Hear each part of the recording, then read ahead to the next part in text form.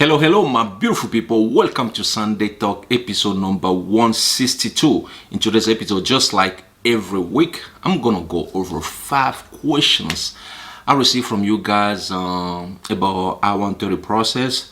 We have another powerful quote for you, and also we're gonna go over NVC update of this week, just for some of you guys who missed my Tuesday update that I did. Before I start today's video, if you are new here, my name is John. My goal is to help newcomers, permanent residents, and also U.S. citizens regarding the I-130 process. And sometimes we talk about different topics that can help newcomers here in the United States of America. I want to wish you guys a happy Sunday. I hope your day is going well. So guys, without wasting time, let's start with the powerful and positive quote that I have for you today. Today's quote is coming from Neil Strauss. Here is the quote. Great things never came from comfort zones. Again, great things never came from comfort zones. Guys, if you want to evolve in life, if you want to do great things in life, you have to get out of your comfort zone. Okay, you have to think outside the box. You have to do something different. That's how you're gonna evolve in life. Okay, so I think it's a powerful quote. Let me know in the description, what do you think? Now let's start with the questions that I have for you today. USA Mon. The first question of today's video is coming from Jojo Jolina. Here is the question. Hi John, how are you? I have a question. I filed I-130 for my husband. He is in Dominican Republic. Can I apply for a tourist visa for him as well? It will be a month on the 14th since USCIS received the case. Well, thanks for the question. This is the question I receive a lot, especially from a petitioner who petition for their relative, and they miss their relative, especially their spouse, and they want their spouse just to come and visit them and then go back. So one thing I know for sure, I never read anywhere that you cannot apply for non-immigrant visa, like tourist visa, if the beneficiary has an application pending. Basically it has like I-130 application pending. Okay, I never read anywhere like that, but I heard from people who say that they were denied non-immigrant visa, like tourist visa, because they have an immigrant visa in process. Okay, so one thing you have to do here, just to be sure, is to contact the U.S. consulate. But if your relative will just come to United States of America, your husband, you say, will come to United States of America to visit you and then go back to continue the immigrant visa process, I don't think it should be a problem. But again, you have to contact the U.S. consulate or try to know for sure. Okay, because you heard different stories from people, but you don't know what is true until you do it yourself. All right, so I cannot confirm 100% that your husband will get the tourist visa to come and join you, or they will deny his visa. But again, you have to try or contact the U.S. consulate regarding this. All right, so guys, let's move to the second question of today's video. This one is coming from Asia Sharif. Here is the question. I have submitted all the required documents for my family immigration visa application for 3 persons, but the NVC only accept on the 1 person. I'm waiting for other 2.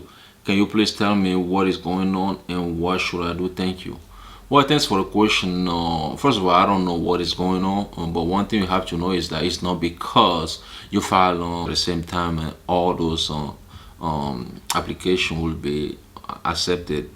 You will get a notification from NVC regarding all 3 at the same time. No, it will be one by one. Okay, so as long as nothing is missing, as long as you didn't get any notification from NVC to resubmit the document for those person who didn't receive the notification yet, you just have to wait. Okay, there's nothing here you can do. You just have to wait. If you want to contact NVC, that's fine, but I know for sure those 2 persons will be notified as well. Okay, so just keep waiting. That's all I can tell you. All right, let's move to the third question of today's video. This one is coming from Alex King. Here is the question. Hello, sir. My wife had an interview on June 10th, but she got 221G form and consular officer requested to send her passport, but she already sent it. And after 14 days, and we got an email. It says your application visa returned to USCIS, and if you have any question, contact USCIS. But they didn't send me any refusal or denial letter. And on the website on Consular Electronic Application Center, it shows on still administrative processing. What do you think I should do at this point? Thank you. What thanks for the question. This is a good question. Sometimes when your relative goes to the interview and the person didn't receive a visa, maybe a week or 2 weeks after the interview, it means something is going on. So the consular officer will review the case in depth. So at this point, if they notice that USCIS approved the case by mistake, something is missing, they're going to return the case to USCIS. Now USCIS will going to work on the case, and then if they require some document from the petitioner, they're going to contact the petitioner. Other than that, they will let the consulate know about the how to call it, the decision, and then from there they will let you know if they approve your visa or they deny the visa. But right now, like you said, the application administrative processing, you just have to keep waiting until USCIS make a decision on your case. All right, so guys, and let's move to question number 4. This one is coming from Chantel Smith. Here is the question. Good afternoon. I applied for the I-130 for my husband. My priority date is April 12, 2021. We submit all the required documents and we were accepted except on the affidavit of support. They state that I need to hand signature part 6 and resubmit the document, which I did the very next day. How long does it take to review the resubmit document? Once the document is accepted, will the interview would be scheduled with the U.S. Embassy in Jamaica the following month? Well, thanks for the question. Normally, when you resubmit a document, it can take a week or more. Sometimes not a week, but a month or more for NVC to review the document and let you know whether or not your document to qualify.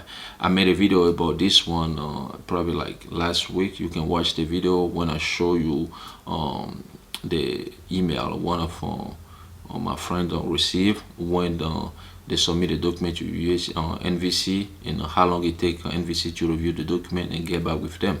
So it took roughly 2.5 months. Okay, so you just have to be patient here. Another thing is like I always tell you guys, nobody knows exactly when you're gonna receive your interview appointment letter.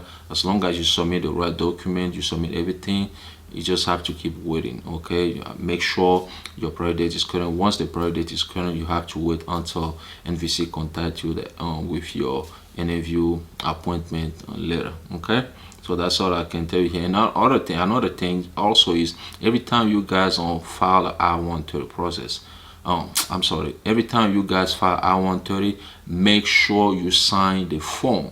Okay, make sure you sign the form, because because this one you didn't sign the form, you forgot to sign the form, therefore they have to send ask you to sign the form and resubmit it again. It will delay the whole process. Don't rush, take your time, go through the form, make sure you fill out the form completely correctly before you submit it to NVC or USCIS. Okay, all right, so now let's move to the last question of today's video. This one is coming from Julie. Here is the question.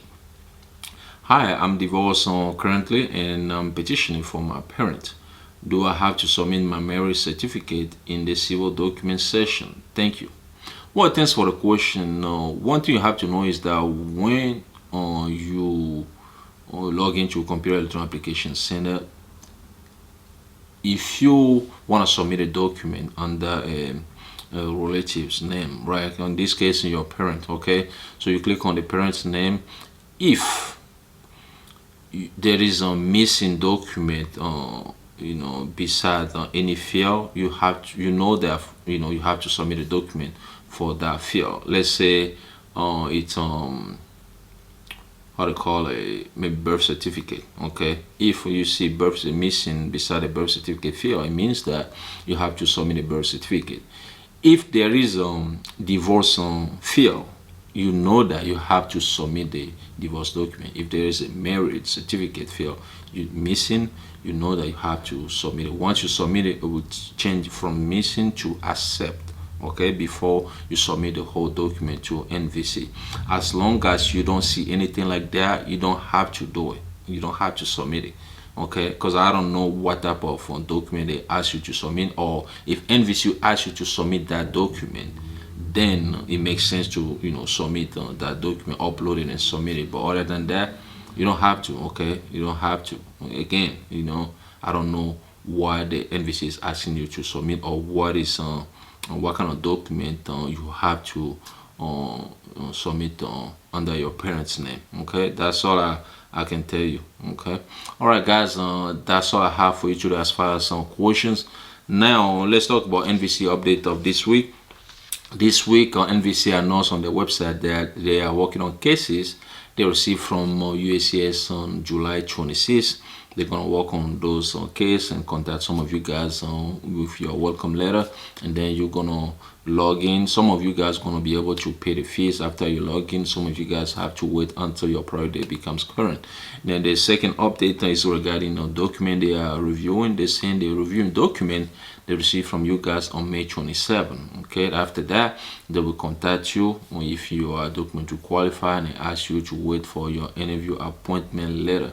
And then the third update is regarding inquiries.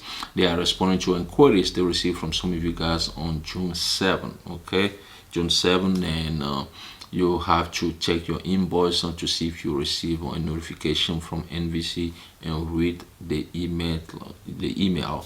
So you understand exactly what they're saying. If you don't speak English, if you cannot understand what is in the email, make sure you get somebody who can explain you what it is in the email, so you don't make any mistake or delay the whole process.